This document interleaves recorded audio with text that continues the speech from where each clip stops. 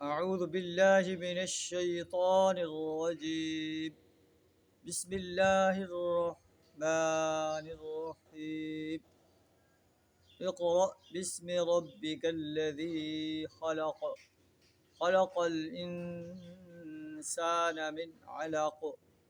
اقرأ وربك الأكرم الذي علم بالقلم. علم الإنسان ما لم يعلم. صدق اللہ العظیم.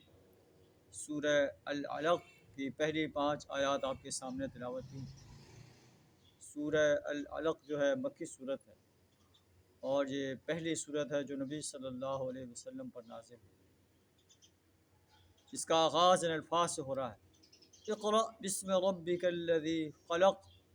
اے نبی صلی اللہ علیہ وسلم، اب کے رب کے نام کے ساتھ پڑھو.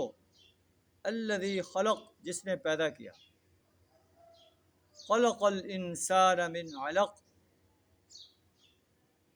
جمے ہوئے خون کے ایک لوتھڑے سے انسان کی تخلیق کی. اقرأ وربک الاکرم، پڑھو آپ کا رب کریم ہے. الذی علم بالقلم، جس نے قلم کے ذریعے سے علم سکھایا. علم الانسان ما لم یعلم، انسان کو وہ علم سکھایا جس کو وہ نہیں جانتا تھا. کون سا علم ہے؟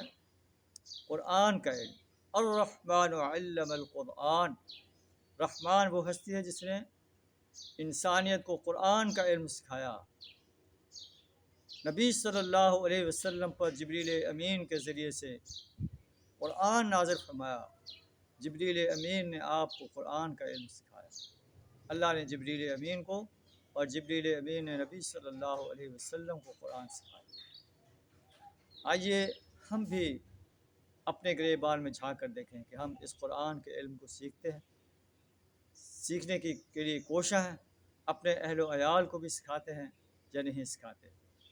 وہ قرآن جسے اللہ نے خود فرمایا ہے الرحمن علم القرآن، رحمان وہ ہستی ہے جس نے قرآن کا علم سکھایا.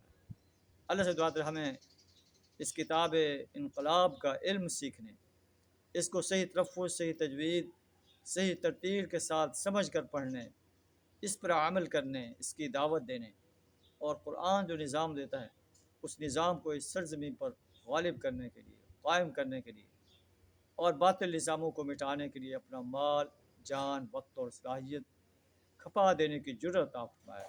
وآخر دعوانا الحمد للہ رب العالمین.